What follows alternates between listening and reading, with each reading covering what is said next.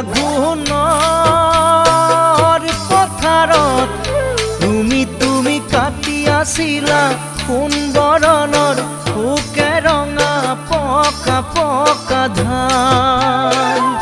ঐ ধাননিৰ লগতে তুমি তোমাৰ জিলিকিছিল তেজে ৰঙা গুলপীয়া গাল।